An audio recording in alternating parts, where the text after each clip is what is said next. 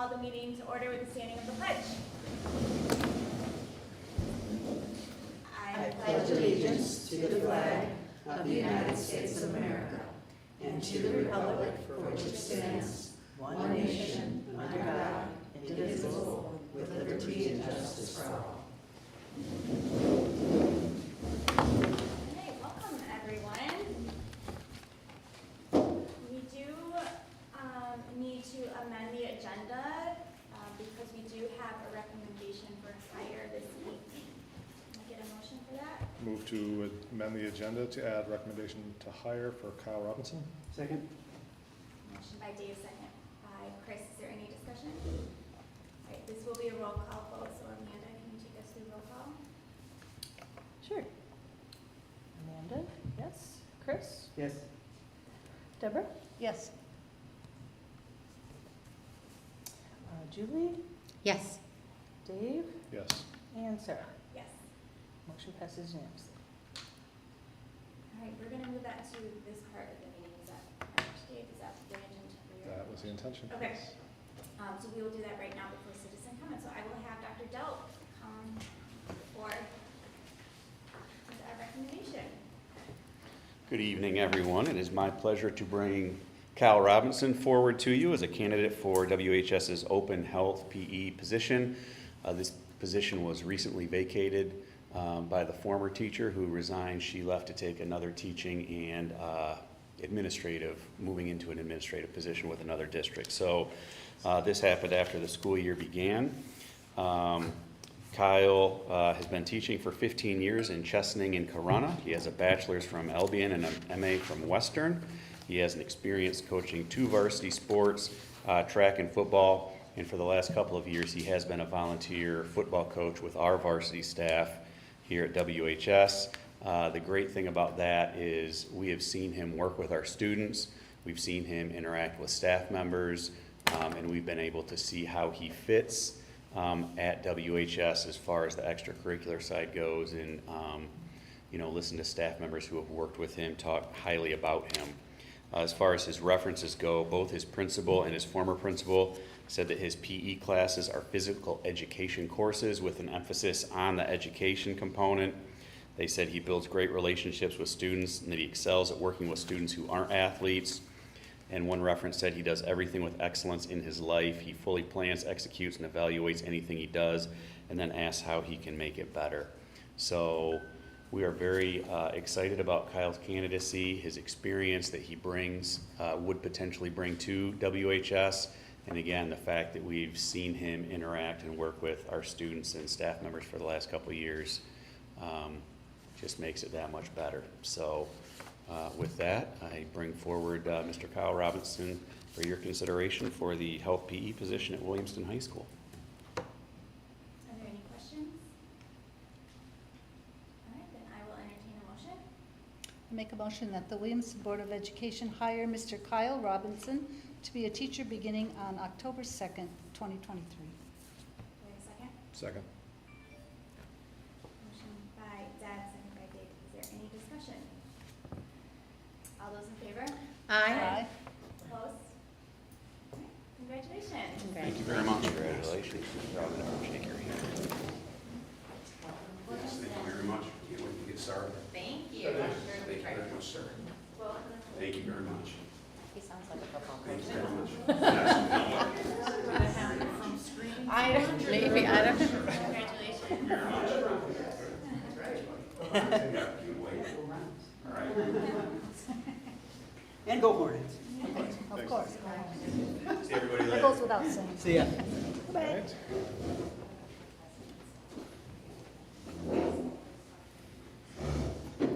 All right, always exciting.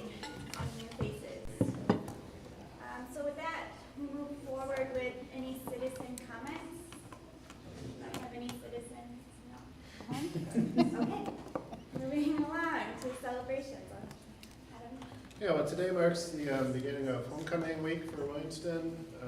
Actually, I guess it kind of started over the weekend with float building at the high school, but we'll continue throughout the week with different special events, theme days for students. There's a bonfire on Wednesday.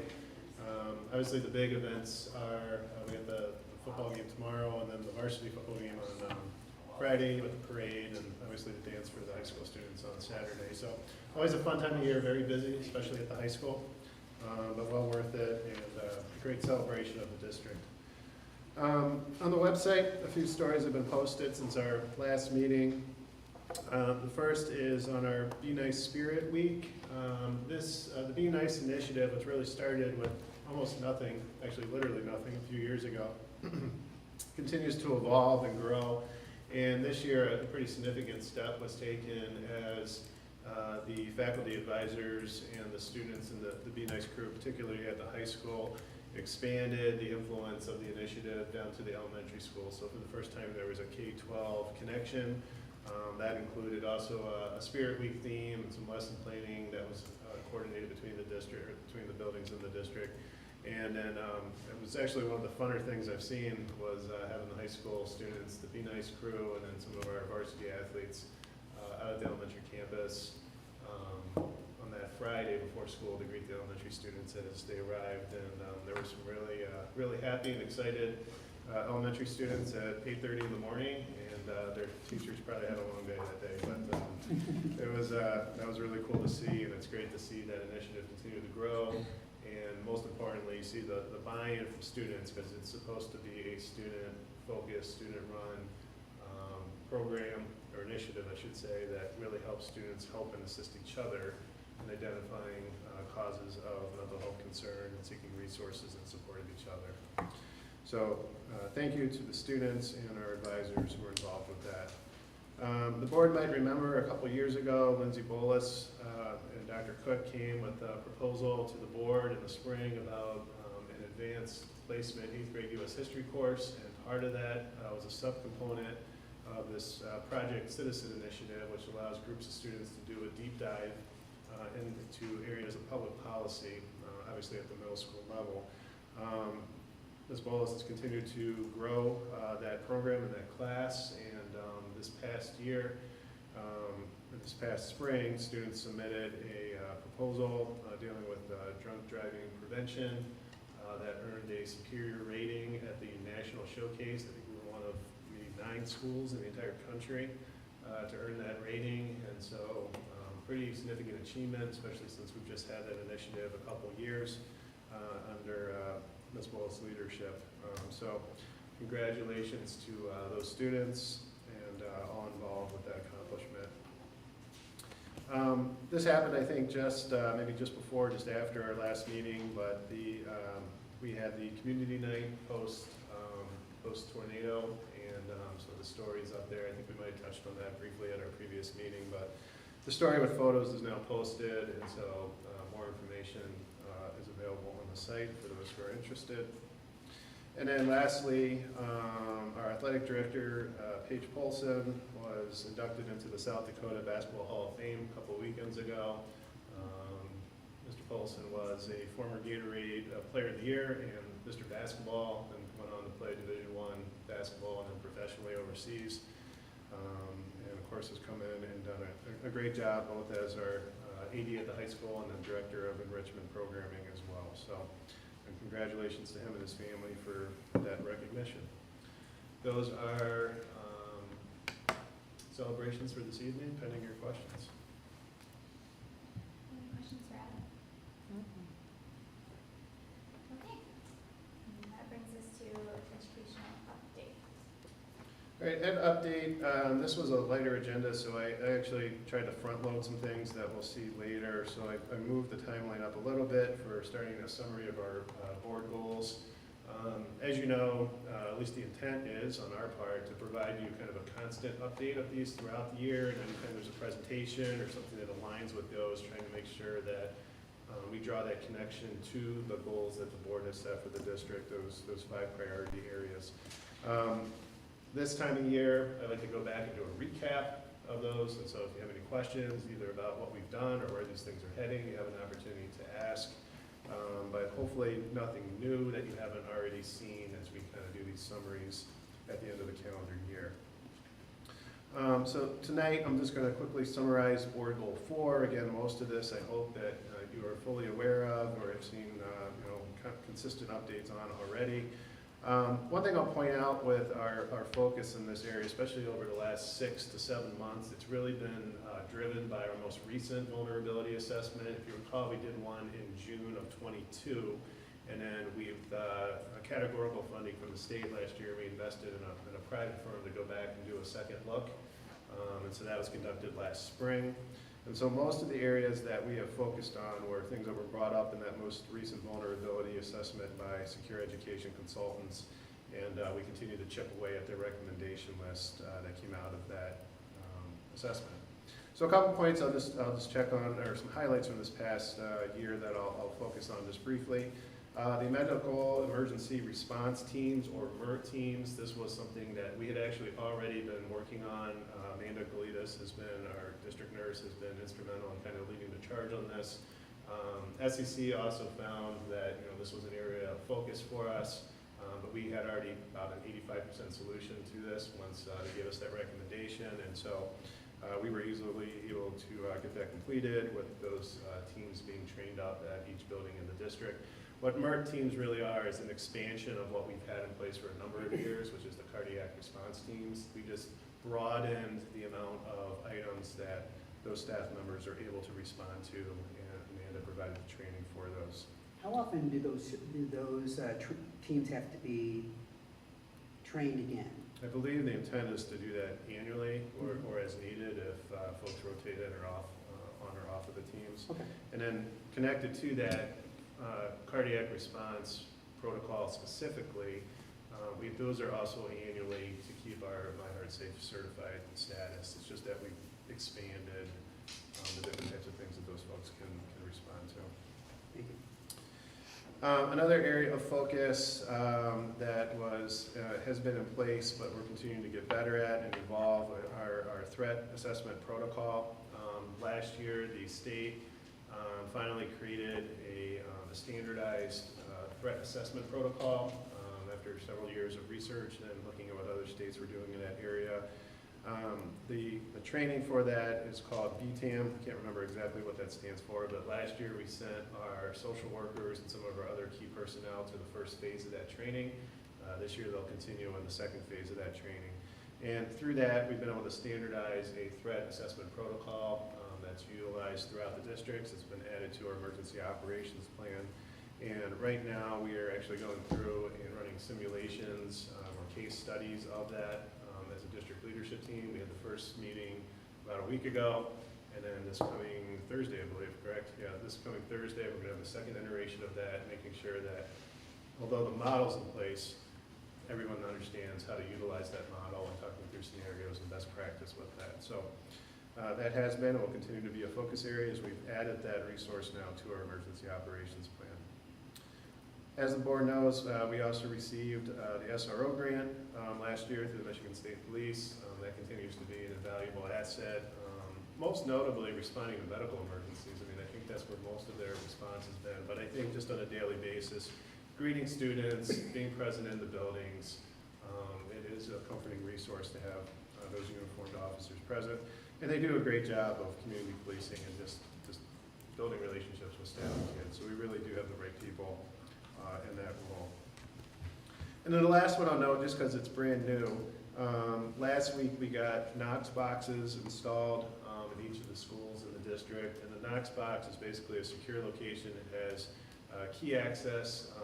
The typical standard is only accessible by fire, which is fine. We are going to do a little exploration and see if they're willing to grant that access also to law enforcement. But even if they don't, the company doesn't.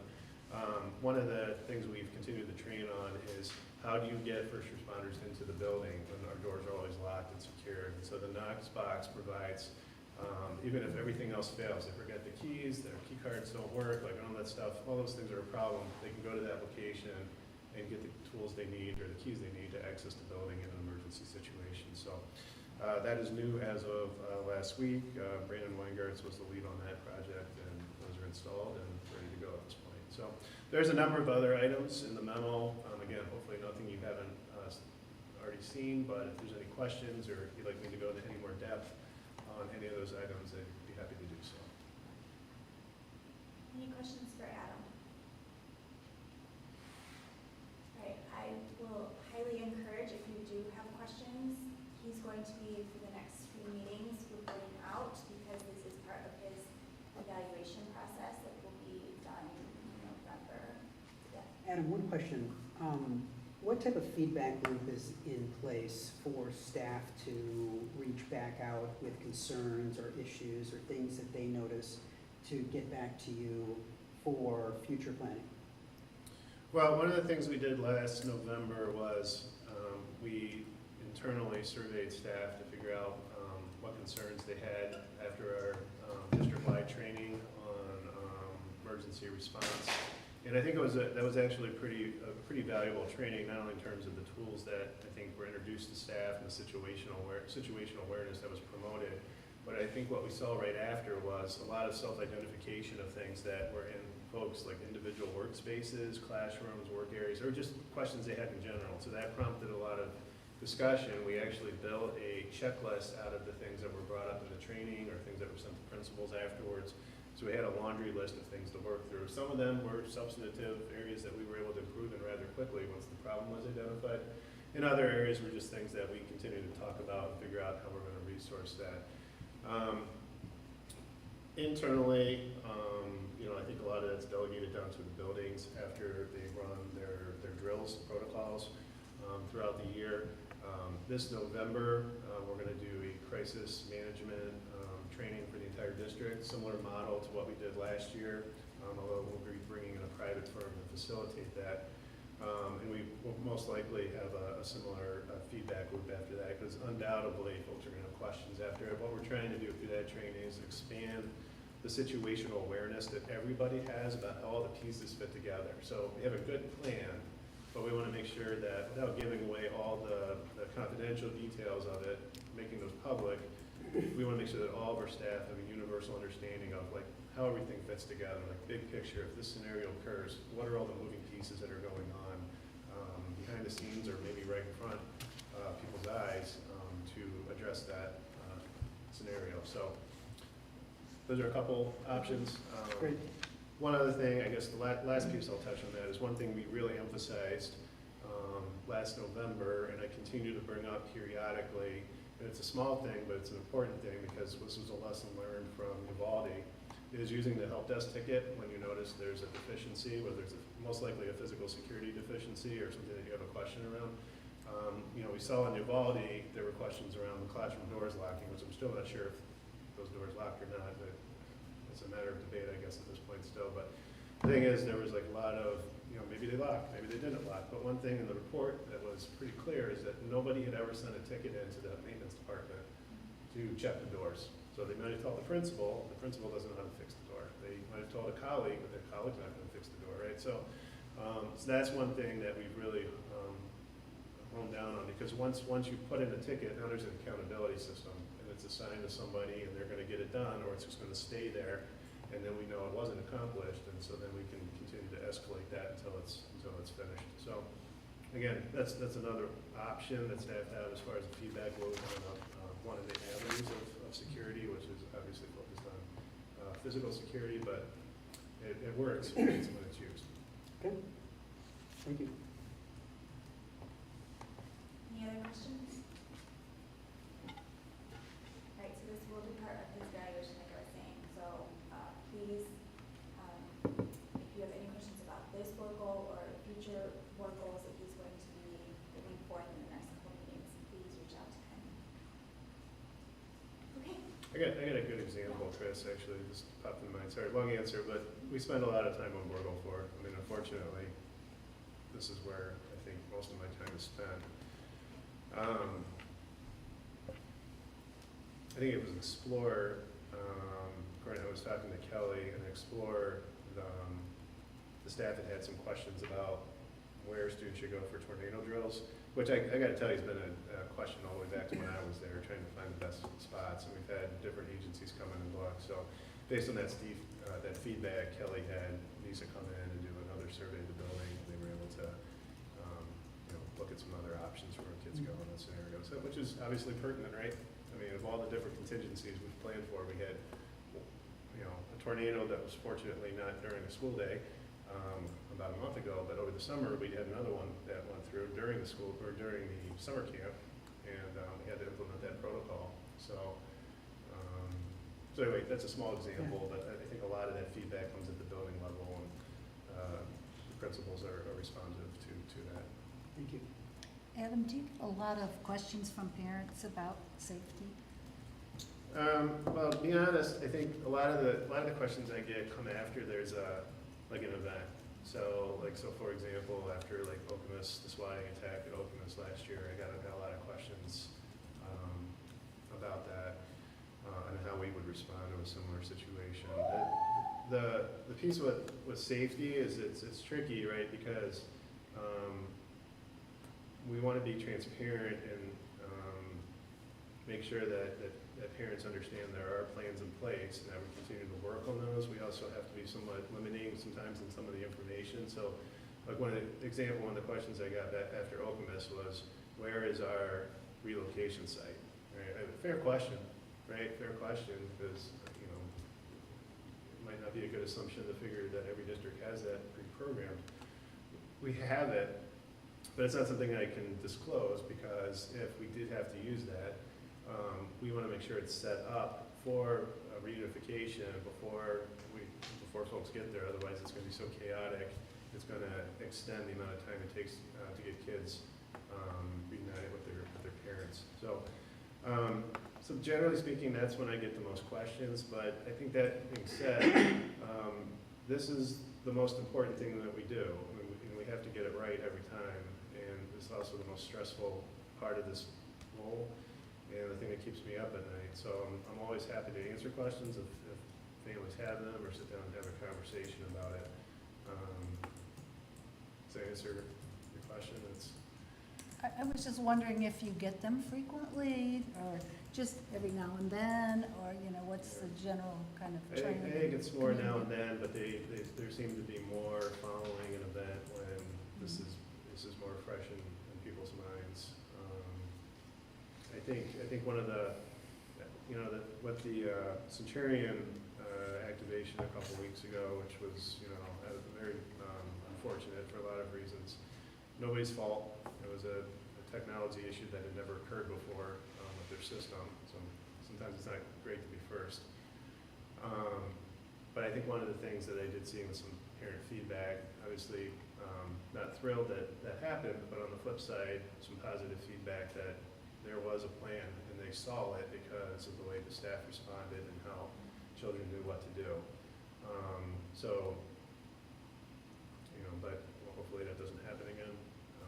But anyway, yeah, they come in periodically, but I get more following some kind of incident, typically.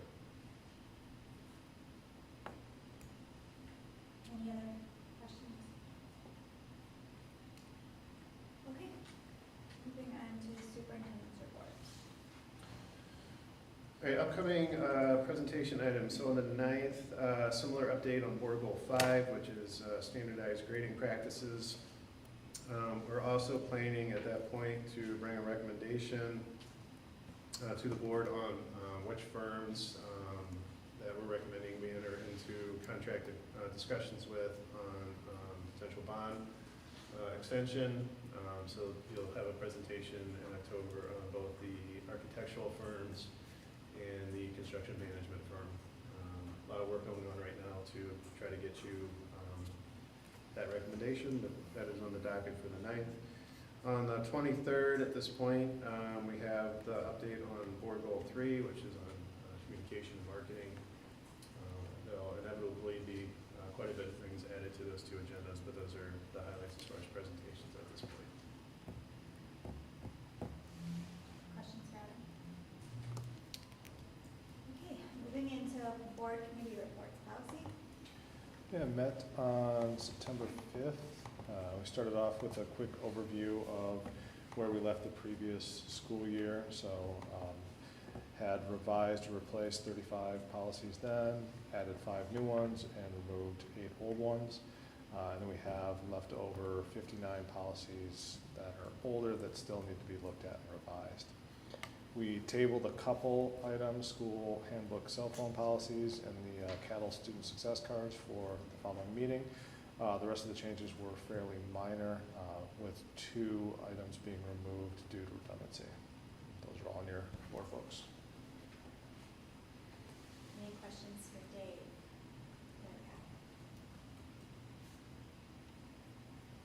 Okay, thank you very much. Next is School Officers Association. So ISOA met last Wednesday, and we had our guest speaker, which is Jennifer Smith from MASB. I've said this before, and I'll continue to say it. I am so impressed with her knowledge and her detail on so many things that are coming out from our government. She is incredibly knowledgeable and can just, she has it in the back of her brain. She doesn't have any notes, she just gives an incredible update. So she talked to us about things that, excuse me, were included in the budget this year. You'll see in the notes, I'll say just a couple. Passed the budget with increased funding for mental health and school safety this year, funding for at-risk and special ed at 100% this year, and GSRP eligibility increase from 250% to 300%, which then added more increased slots for classrooms, as well as free meals for all students and money to forgive lunch debt. She also gave us a little bit of update as to kind of what might be coming down soon. And she went into great detail about the public employment relations that you can read up on there. And then, of course, we had superintendent join us. Superintendent that joined us was Dory Lakeoak from East Lansing Public Schools superintendent, and she talked about Thank you. the superintendent's roundtable that was on August 4th. They're talking about doing a book study, and then also Jamie Ballmer, who is going to be coming to speak soon. In case I haven't said it enough already, if you would like to go, you can let me or Nancy know. They do kind of like to have an RSVP list, so if you're interested in joining us, it will be at Holt Schools on October 2nd. Reception is at 5:30 with a presentation at 6:30, and we're opening it up, or sorry, ISOA will be opening that up to anybody who would like to go, whether it's school board members or just community members, because if you've read Jamie Ballmer or read up on him at all, he was a pretty big critic of public education and has now become an advocate for public ed. And we know sitting here that we are advocates for public education, so it's nice to have other people in the community come and hear him speak. So if you know of anybody, again, let me or Nancy know, and we can get them on the list. And then we had district updates after that. You can read up on in your packet. Any questions? Can I make that quick Yes. side note? Yes. Special ed is not funded at 100%. I know they say that. They say it It is. was she went, but, to yes. be fair, she did go into It's detail. a and- way of, Yes, it's smoke and mirrors. Yes. But if you're ever really bored and want an explanation of what all that looks like, Sarah or Dr. Cook would be able to. I don't even quite get it. Dr. You try to Cook. confuse all of Yeah. us. It'd be nice if it was actually 100%, but yeah, it sounds nice when it's put like that, but It's yes, a lot of smoke and there's mirrors. more detail to that, so. Any other questions? Okay, moving on to discussion items. Board policies to revise or remove.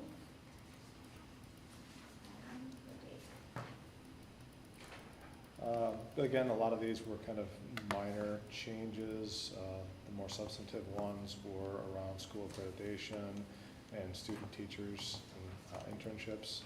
A lot of them were just made more specific, and then school accreditation was just bringing it up to date with the current laws, which have changed multiple times. Most everything else were minor edits. Relationship with law enforcement and investigative authorities, we just added an additional clause saying SROs cannot enforce school discipline, and the relationship with federal government authorities, which is just broadened to get rid of federal, so it was just government in general. Otherwise, a lot of minor corrections. Any questions today?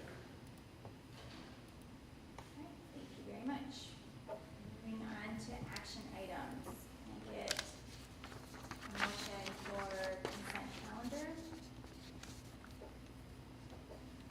We've got field So we trips. still have. Oh, I'm sorry. The trips. Sorry. Overnight, and out-of-state field trips. Dave, That's Adam. Adam, Well, the board, sorry. the board asked a number of years ago to have a standardized process and time of the year for looking at and approving out-of-state overnight trips. So traditionally, we've done that around this time, usually September, October.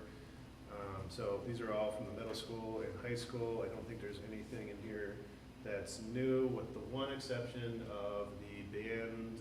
There's like this extra band trip that's in the plans of kind of coming together. So it's not 100% done, but what we wanted to do is we get the concept out in front of you tonight.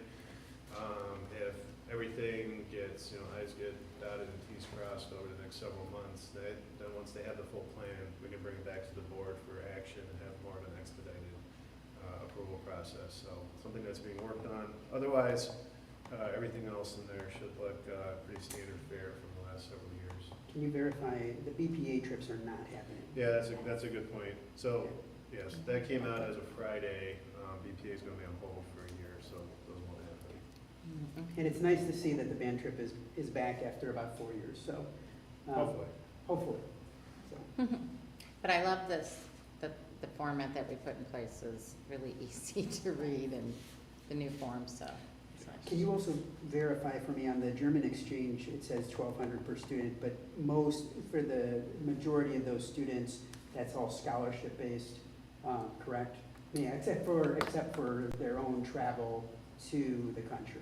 Well, That's my I believe understanding. the Fifely Foundation makes a significant dent. I can get you more details, though, in terms of like what that It's just that covers. I know it's a large ticket Yeah. price, but I believe the Fifely Foundation covers everything except for Yeah. spending money and the travel to the country.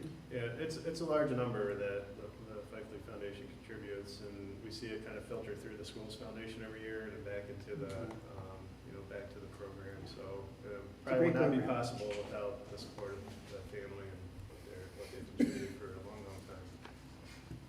Thank you. Any other questions, comments? Okay, now we will move into action items. Can I get a motion to approve the minutes from our regular scheduled board meeting on August 28th? I move that the Williamston Board of Education approve the minutes of the regular meeting on August 28, 2023 as presented. Second. Motion by Julie, second by Dave. Any discussion? All those in favor? Aye. Opposed? Motion passes. This next one is a roll call item. May I have a motion to approve the certification of winter tax rates? Make a motion that the Williamston Board of Education hereby certifies that the following tax levies for 2023 winter property tax collections, and that the Secretary and Vice President of the Board of Education may sign the final certification of taxes for all taxing units for collection within the townships of Alladin, Leroy, Locke, Wheatfield, and Williamstown, 17.7702 mills for the general operations, non-homestead only, 1.3000 mills for the 1996 debt, 1.9400 mills for the 2015 refinancing, 3.2000 mills for the 2015 school bond loan fund refinancing, 1.4000 mills for the 2021 school bond loan fund refinancing, 0.7288 mills for the recreation fund, 0.9825 mills for the sinking fund. For collections within the township of Meridian and the city of Williamston, 8.8851 mills for general operation, non-homestead only. I second it. Motion by Chris, second by Deb. Excuse me, is there any discussion? Okay, Amanda, can you please take us through roll call? Amanda, yes. Chris, Yes. Dave, Yes. Deborah, Yes. Julie, Yes. and Sarah? Yes. Motion passes unanimously. All right. Next is separate action items. Can I get a motion to approve replacement of board policy? Move that the Williamston Board of Education replace policy 9370, distribution of printed materials and advertising in schools, as presented. I second it. Motion by Dave, second by Chris. Any discussion? All those in favor? Aye. Aye. Opposed? Motion passes. Thank you very much. And then, of course, reviewing of our 5 board goals. We did have correspondence from Adelbert. And this is the second part of our meeting for citizen comments. Do we have any citizens who would like to address the board? Seeing none, I will go to board member reports for requests.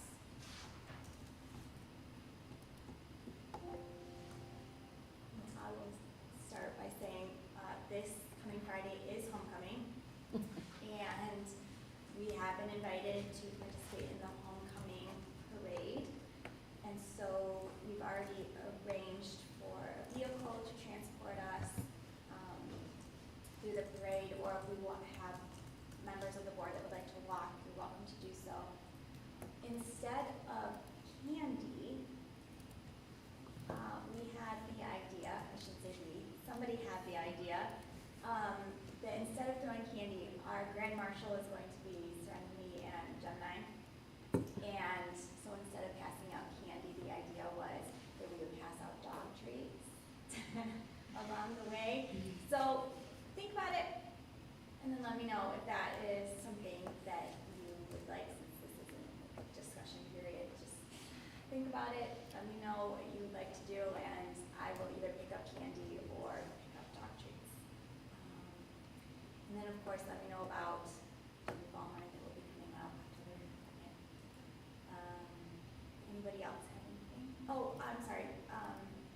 So the parade lineup is we are scheduled from 5 to 5:15. The vehicle will be there, but you just be there before 5:45, before it starts taking off, and you should be good. And if you can't, let me or Nancy know that you cannot be there. Anybody have anything else?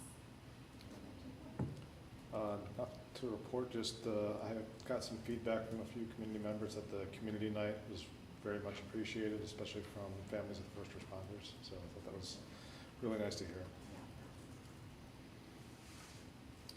I just have a question in reference to Mrs. Gert's resignation, and that opens up and the advisory board position. So I didn't know if we were going to be putting another out to replace that, or if we were just going to replace it from the next one down in the applications that we've already received. It's okay to answer. The answer would be, we're going to recommend Kyle Robinson to assume that role. We feel it's important that we have a faculty member on the committee that actually teaches the content. He served in that role when he was in his previous district. And we posted the job with that caveat included in the job posting. That said, that application will still come to the board for discussion and a vote. See when we get students, hopefully at some point to apply, and anytime there's turnover on the board, right? Because it's going to happen. You know, right. someone's tied up or busy or they can't do it anymore. So that process will just continue. It'll be more of a rolling approval process, I think. Okay, good. All right. Do you have any requests? Anybody have anything else? Okay, and then I will take a motion to adjourn. Motion to adjourn? I second it. Motion by Liz, second by Deb. Is there any discussion? All those in favor? Aye. Opposed? All right, thank you so much. We are adjourned. Thank you.